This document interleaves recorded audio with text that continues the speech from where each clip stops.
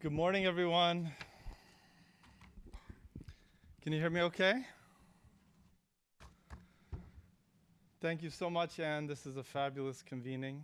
Thank you for including me in this discussion on Dzogchen. Thank you, Learned, for all your efforts, including me and all of the organizers here. It's a real joy to be with you all. I took the modernity part of the Buki Dengrab very seriously. And this is a sort of foray into thinking about what it might look like to look at the contemporary science, contemplative science, current cognitive science and neuroscience on meditation, and how they are using frameworks borrowed from Dzogchen, which they are. And that's what will be the first part of what I talk about today. And then the second will be then looking at the sources themselves and what do they say and how can we start to have a conversation? What might it look like to move towards a kind of descriptive ontology based on these kinds of kind of parallel discourses, in fact. So, though the scientific investigation of Buddhist meditators is about a century old, with the establishment of neuroscience as an academic discipline in the late 20th century, catapulted by the invention of the fMRI brain imaging and its use to scan meditators' brains since the early 2000s, meditation research is forever melded to the cognitive sciences. We have an there is an increasing interest in empirical research on meditation and the rise of transdisciplinary contemplative sciences. Accessing and interpreting the literature can inform current understandings of the operations of contemplative practices in dialogue with cutting-edge science. In 2015, John Dunn, our colleague, put forth in an article reasons why researchers in the contemplative sciences and clinicians as extensions can derive understanding from Buddhist sources. John wrote in his article, 1, because most clinical adaptations of mindfulness or meditation are explicitly based on Buddhist sources. 2, because the rich theoretical literature of Buddhist traditions can provide lines of research. And 3, because Buddhist contemplative traditions promote multiple approaches and involve different techniques that can frame theoretical discourses. So with that in mind, and sort of as backdrop, I'd like to talk a little bit about one area of nascent research that's particularly promising in dialogue with Buddhist sources. That's the theorization and assessment of non-dual states of contemplative practices. Recent research has both acknowledged the importance of non-dual styles of contemplative practice to meditation research in empirical and implied settings, and propose frameworks for conceptualizing and quantifying what's called non-dual awareness, NDA, and measuring NDA, in fact. So in my own article with Marc-Henri Desroches, we put forth this article we wrote in 2022 on Jigme Lingpa's Dzogchen model of non-dual mindfulness.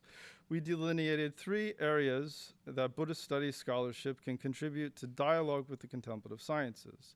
First, refining a lexicon of technical terms for contemplative practice and correlative emergent experiences. Second, framing effortful versus effortless meditation as a paradigm for transdisciplinary engagement about enhanced cognitive performance. And 3, conceptualizing meta-awareness as a cognitive operation to bridge mindfulness with non-dual awareness research. All of that is then to talk about, which we'll do today, this construct of open presence. So we'll begin by examining a handful of studies that explicitly examine the Dzogchen practice of open presence, which is a translation of Rigpa Chokshak, and that's made explicit in numerous scientific articles. We'll scan select sources from the Nintik literature, and which I'll talk about at the end of this talk, about these 4 modes of resting, the so-called Chokshak Je, or Ji. I'll conclude with preliminary observations about a possible prescriptive ontology. So OP, open presence, as it's called in the literature.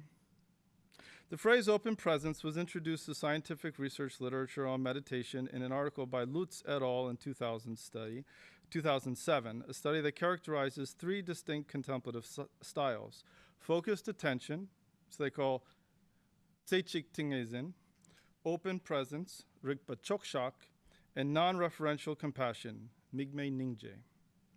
The OP style soon catches traction in top-tiered scientific journals. And the authors explicitly state that only English sources are used and consulted because the most relevant Tibetan texts are not yet translated. Lutz et al. 2007 describes OP as an objectless practice in which, quote, the loss of focus on the object or its degree of phenomenal vividness obviously cannot be taken as criteria for degrees of stability or clarity. This importantly distinguishes stability as a marker for ease and frequency in juxtaposition to clarity as a marker of subjective intensity, meaning that OP as a meditative state can be unstable while clear or distracted while sustained subjective intensity. The authors suggest that OP can be considered a particular version of Vipassana because OP meditation cultivates an accurate understanding of identity and objects in the world. Two special features are qualified, namely that OP is defined by its salience of meta-awareness, and two, that it's objectless, migmepa, that there's no focal meditative object. While the authors do not provide prescriptive details of the OP practice, they suggest that the practice is performed with the eyes open, directed slightly upward in a gaze, and that the practitioner does not suppress or cultivate any mental content to facilitate awareness of the invariant nature of experience. In 2009-2010, there are 4 articles that cite Lutz et al. 2007 in studies on OP. The Kajnovikov study studies deity yoga. I'm not going to get into that very much in detail, but they are consistent with this OP definition. Josipovic in 2010, again, distinguishes FA, or focused attention, as I introduced, and open monitoring, which I'll talk about in a second, but again, characterizes these as dualistic orientations from the non-dual awareness of an OP-styled meditation. Perlman et al. 2010 then studied differential effects on pain intensity and feelings of unpleasantness based on focused attention in OP-style meditation, and found a significant reduction of self-reported unpleasantness amongst long-term meditators during open presence meditation.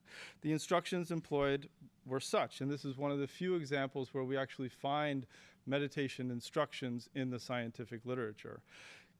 They write, cultivation of open presence. To generate a state of total openness in which the mind is vast like the sky, maintain a clear awareness and presence open to the surrounding space. The mind is calm and relaxed, not focused on something particular, totally present, clear, vivid, and transparent. When thoughts arise, simply let them pass through your mind without leaving any trace in it. When you perceive noises, images, tastes, or other sensations, let them be as they are without engaging in them or rejecting them. Consider that they can affect the serene equanimity by your mind. Though this study instructed the practitioners to generate, quote, a total state of openness, that is, quote, vast like the sky, the authors classified OP to fit the classification of open monitoring. Focused attention and open monitoring were introduced as categories in the scientific literature by Lutz et al. In 2008 to model shamatha and vipassana, and subsequently the FAOM framework has become the dominant paradigm in scientific literature on meditation. Coupled with the skill to retain attention on a single object, FA, focused attention style practices naturally lead to styles of open monitoring meditation. The object of attentional focus is gradually replaced by an increasingly effortless attention without focusing explicitly on a single object. Open monitoring practices are generally classified as a type of vipassana meditation, where attention can register perceptions, sensations, emotions, and thoughts without grasping at them. With OM style practice, Dahl et al. In 2015 distinguished between object-oriented open mindfulness, which allows for a flow of experiential orientation of the contents of consciousness to enter the field of awareness, and awareness-oriented open monitoring, which is sustained recognition of the knowing quality of awareness itself. This twofold distinction of orientation has not largely been adopted in the scientific literature, and OM has become a monolithic category in opposition to FA, open monitoring to focused attention. This may be due to the distinction being conventionally artificial and unobservable, given that if OM models of vipassana, perception must be informed by the nature of the percept, that is to say, objective orientation, otherwise as attentional observation, subjective. In either case, OM is normatively dualistic in character. Levinson et al. 2012 studies the acoustic startle response in a single participant, our friend MR, Matthew Ricard. The researchers designed the study to test the capacity of 3 distinct contemplative styles to modulate a primitive reflexive response. The startle response is observed in newborn humans that is characterized by rapid muscle contractions in the shoulders, cringe, and face, squint contraction between the eyes, followed by secondary emotional responses that range from amusement to fear to anger. This is the reflexive response is typically triggered by a noise over 85 decibels, such as when a car horn unexpectedly honks, or a gunshot is surprisingly fired. The researchers asked, quote, whether different meditative foci, when produced by a highly experienced practitioner, can modulate the physiological, somatic, facial expressions, autonomic nervous system responses to a high amplitude, 115 decibel, adverse acoustic startle stimulus. The authors defined OP as open, focus, and fluid attention. And the participant was instructed to enter a meditative state that was, quote, vast, clear, vivid, and lucid, fully resting in the moment. The trial began once Ricard focused and indicated that he had achieved this state. Abiding in the OP state was compared with a meditation on focused on an object to engender vastly different perceptual breadth. And the study included the condition of an unanticipated distraction. The findings were that the startle response during OP meditation was appreciably smaller than the practicing the focused attention and the distraction condition for cardiovascular, somatic, and facial responses. Levinson et al. Hypothesized that the primary effect of OP was to reduce the somatic response to the aversive stimuli, which triggered Ricard's nervous system to reduce the cardiovascular response. In describing how meditation reduced the autonomic cardiovascular response to startle, the authors wrote, quote, Ricard reported experiencing the noise associated with the startle stimulus to be no more than one of those present moments. Engaged in open presence meditation, he did not have to be brought back to the present moment because he was already there. The difference described was that while practicing FA, Ricard's mind was fixed on an incoming event to keep his mind directed, that is, not resting in the present. So when the loud noise occurred, there was a minor shift in attention. Subjectively, FA, focused attention, was characterized as an intermediate state between distraction and open presence. The more the mind wandered, the stronger the startle response. Okay, so in lay terms, looking at this chart, the one just starting in the upper left cardiac interbeat interval, you can see it's virtually 0 for open presence, which is pretty impressive. General somatic activity significantly reduced. Skin conductance virtually just, it's kind of irrelevant. Finger amplitude, not that interesting. Facial behavior, again, significantly reduced during OP. To have a scientific study with one subject is highly unusual. It's called precise neuroscience. It's very unusual. Usually you have to have 35, 50 people. Usually you have to have 200 people, et cetera, for these studies. So this is one person, but nonetheless, it puts OP on the map. And it follows with Antonova in 2012. A study verified this startle response. They took then 27 Dzogchen Mahamudra practitioners, all of which had received minimally 3 years training with a recognized teacher in the Tibetan Buddhist tradition. The study then defines OP as receptive and non-referential awareness when maintained unwaveringly. The startle experiment consisted of 3 sessions with 12 acoustic startle trials with the average inner stimulus interval of 15 seconds. So every 15 seconds they would startle, right? And an interval of 40 seconds lasting approximately 15 minutes. They would then give a gap of rest for 40 seconds. Each startle trial was delivered with headphones to practitioners with a 40 millisecond stimulus of 115 decibels of noise. So this is uncomfortably loud, okay? 120 decibels is the sound of a jet plane taking off while you're on the runway. It's loud.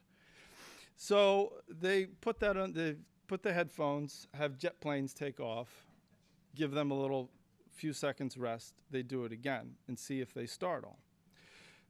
Followed by continuous white noise at 70 decibels, which is kind of like a vacuum cleaner in your kitchen humming, white noise.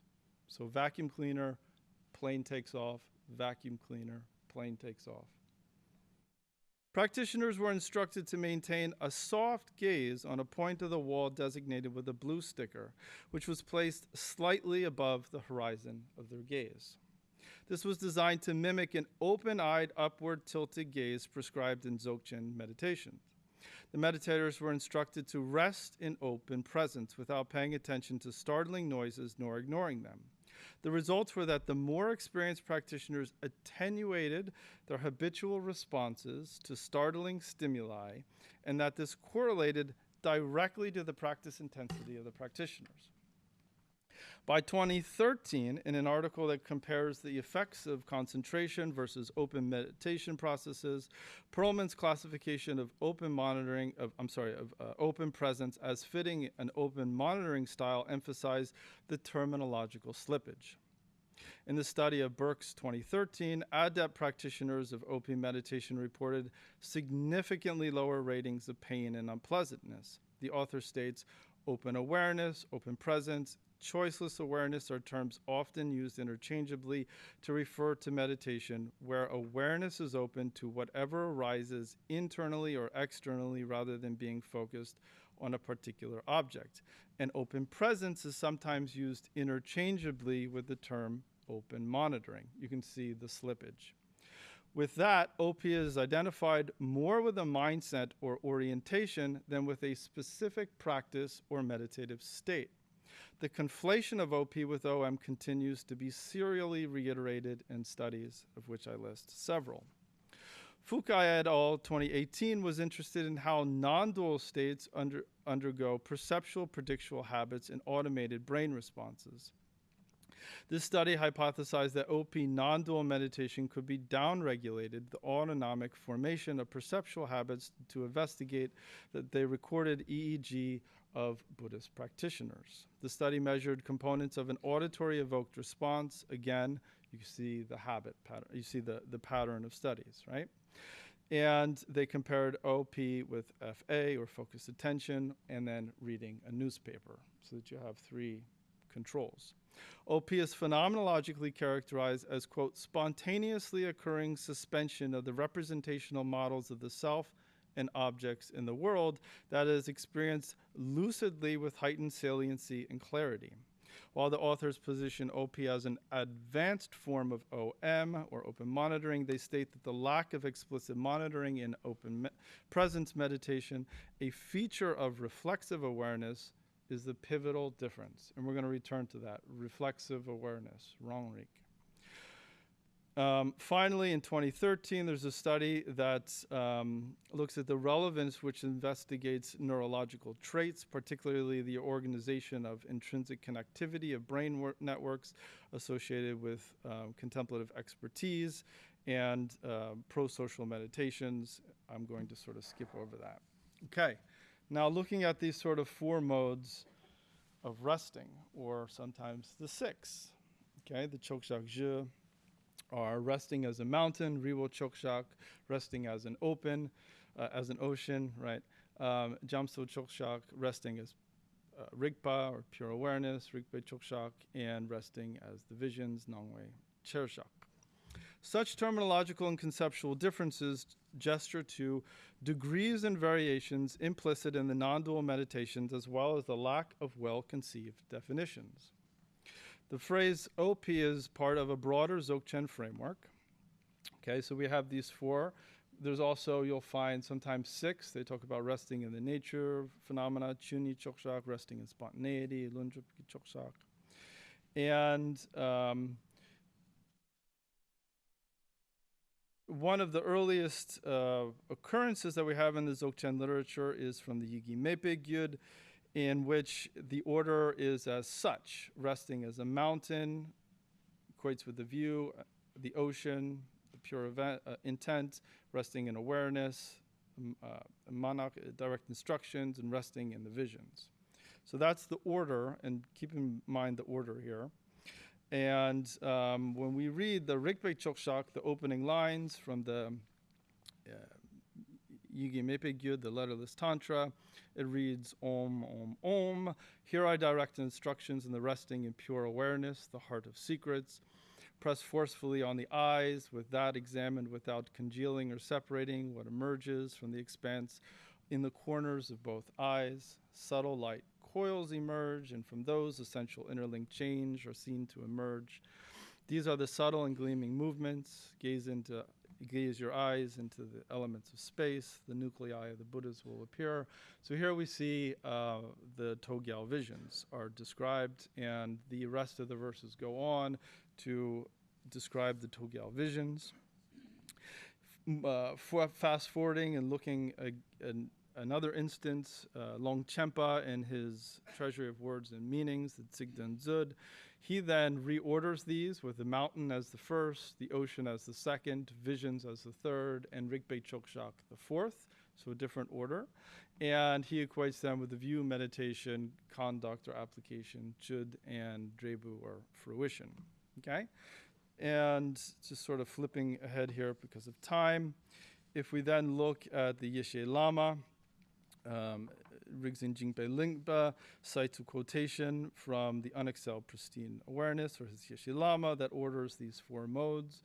When he talks about the mountain, or resting as a mountain, he says is equated to the view that introduces how things are devoid of any concept, which is great self-luminous awareness without contemplative antidotes that exert effort towards conceptual fixation, rest carefree without transitions or changes.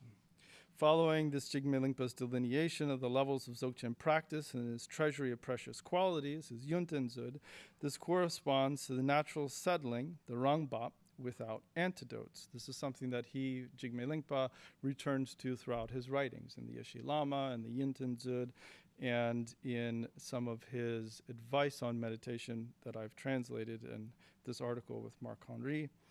And that these these correspond to the 4th yoga in the mind series, the Semde, called spontaneous presence, or Lundrup. Alternatively, he also differentiates this from what he calls antidotal mindfulness, Nyempe,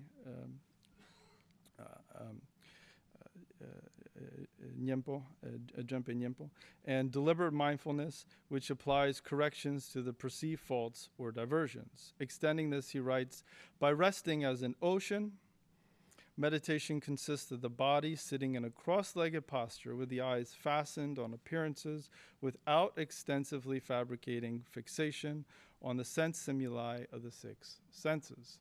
In a state that is like the ocean, unagitated by the waves, rests openly in lucid, clearing knowing. So you see this resembles much more of the discourse that we find in the contemporary literature. Very different than what we find for Rigpe Chokshak in the Yigi Mepe Gyud, which is about Togyal, not Trekje. Fast forwarding a little bit further, the final author that I'll talk about today is Kongtsar Denpe Wangchuk, born in 1938, contemporary Lama in Golok, Dzogchen teacher in Golok. He wrote this really fabulous commentary on the expansive phenomena. Fabulous just means I like it and think it's interesting. And he orders, again, these four chokshak differently. He puts the ocean first, pure awareness second, visions third, and mountain fourth. So you see we have four examples, four different orders. Okay, and in his commentary, he talks about resting in, he talks about Rigpe Chokshak inexpressibly by words, nor by the entangled, or nor by the mind entangled, naturally settled, genuine, uncontrived, undistorted, reality itself, dissolved within the expanse without qualifiers. Since meditation and meditative objects are without phenomena, dullness and agitation arise as naturally free, naturally manifest awakened mind.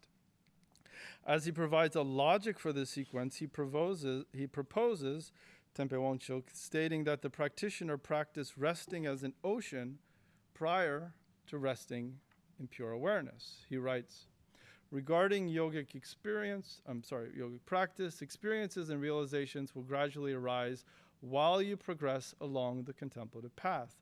By relying on the resting as an ocean, you'll necessarily realize resting in pure awareness. He then begins, as you see, to lean into a certain sequence or a logic of the order here, again, different than what we find elsewhere. Continues to elaborate on this phenomenology of pure awareness through the ocean metaphor. He writes, for instance, when planets and stars manifest in the ocean, though the planets and the stars appear, they are unperturbed by the water.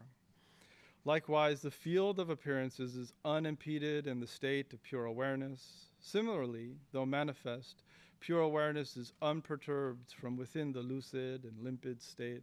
That's called resting as an ocean. So to conclude, as way of summary, we have in 2007 the concept of open presence, or Rigpe Chokshak, introduced to the scientific literature on meditation. Studies to date have focused on the startle response as a mechanism to measure open presence. In 2010, a conflation begins of OP with open monitoring, which involves more effortful degrees of meta-awareness. There's a slippage between these, which I can unpack, but is important. The state of Rigpe Chokshak, of which OP is a translation, is sequenced variably in relation to the other three resting modes in Tibetan sources. And Rigpe Chokshak is a description of the Togyal visions in the early 17 Dzogchen Tantra sources. Resting as a mountain, resting as an ocean are more descriptive OP styles, states of lucidity, open focus, and fluid attention.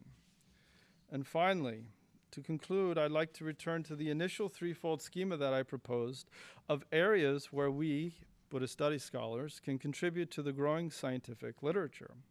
First, an endeavor to synthesize current neurophysiological findings with first-person phenomenology and descriptions of these four resting modes from historical Dzogchen literature can now yield a more refined lexicon of these resting modes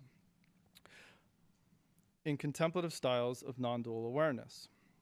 Second, as we have seen from the emerging discourse, open monitoring and open presence are increasingly conflated as styles of meditation, and developing a more nuanced phenomenology and descriptive ontology, along with a spectrum of effortless versus a spectrum of effortful to effortless, would reframe the discourse by understanding the degrees of attentional focus, the key distinguishing factor between OM and OP.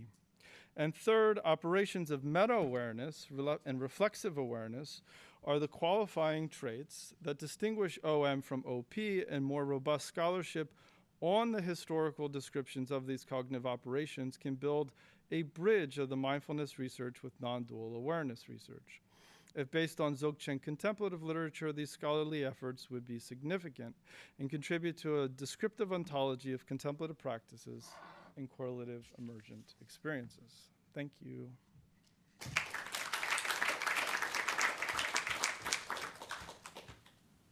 All right, we have time for one or two quick questions, and then we'll be ahead to lunch. Okay. Thank you, Michael. That was great.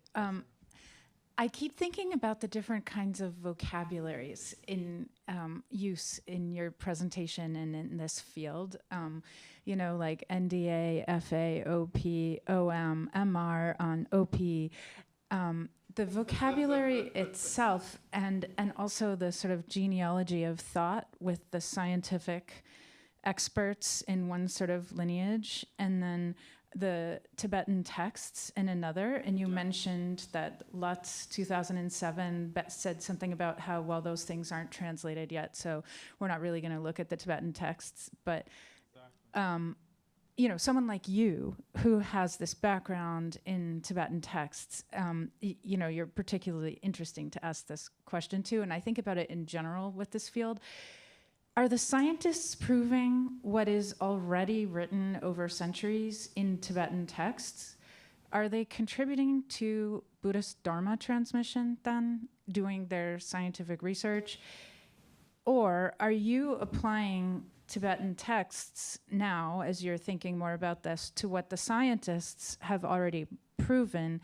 And I guess fundamentally, I'm thinking about the different kinds of language being used that feel both, they feel a little bit irreconcilable, and also that they're based on different kinds of formation, ethical and practice formation. And I'm just wondering what you think about those two lineages, science and Tibetan texts.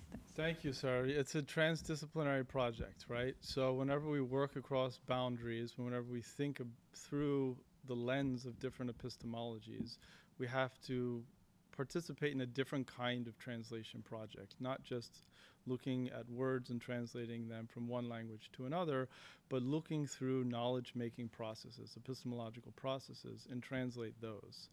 And that's a different kind of translation, but it's like a secondary translation of this. And I think we're at a moment now where we can start to do that, and I feel compelled that if we don't, it's going to get away from us, and that this historical knowledge is not going to be significant in the conversation, and that the kind of paradigms of knowledge from these historical contemplative traditions will not be relevant in the same ways that they could be. To answer your question, are we contributing to Dharma transmission? I don't know. That's yet to be seen. Let's, ask that question to each other in 100 years. I think that we are at a moment now historically, which I think is a pivot moment, where we can choose to say, okay, well, that lineage or genealogy, as you put it, goes on its own course, and we could care less because they're doing their own thing and we don't really understand them, and it will. Or we can say, actually, they're not exposed in ways to this extraordinary tradition with rich, vast, nuanced vocabularies, conceptual models, experiential phenomenological descriptive ontologies, that if they had access to it, would completely reframe how we, not scientists and humanists, but humans understand the experience of contemplation. And that's where I'm coming at it from. Not as a disciplinary, of course it begins with this inter-epistemological or sort of cross-disciplinary project, but it's framed in my mind as this broader project. Does that make sense? Yeah. And it's not about transmission of Dharma, although that may occur, nor is it about reifying and making Buddhism true, though that may occur or not, nor is it about sort of promoting science. that may be happening or not either. It's not actually in my stance about any of those three, although they all may be happening to different variant degrees, depending. We have time for one last brief question, if there is one.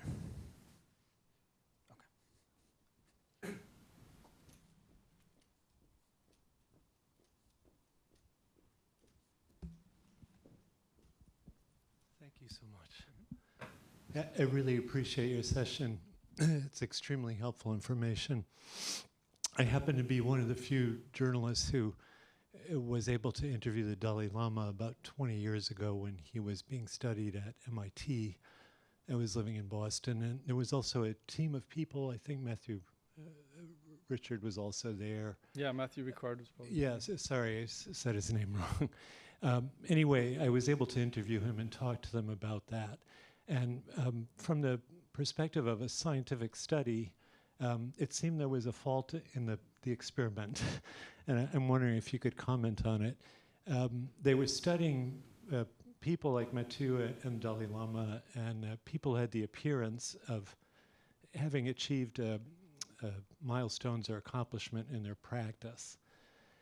But there were no normal controls. In other words, people who had not meditated weren't being studied in the same way. Yeah. So the reason I raise the question is I wonder how we will be able to study vagrants or eccentric people who have achieved enlightenment in this time, and we don't know it. Is there a way to measure that or study it? Okay, I hear two things. One, there was a fault because of control group, and two, is it possible to study enlightenment, right? So I don't know that, particular study, but I'll comment more broadly on the enterprise of contemplative science. It's very young, okay? Like I said, we've had access to fMRI machines for 20 plus years, 20, 25 years, okay? The first significant study was 2004 on brain imaging of meditators, okay? So it's 20 years ago. This is a very young endeavor, a very young endeavor. I know it seems like, science is sort of paving a way, but it's not the case. There's a handful of studies. They know, and they've been very small. The one I cited here was on one person. The other one was 27 people. These are very small studies.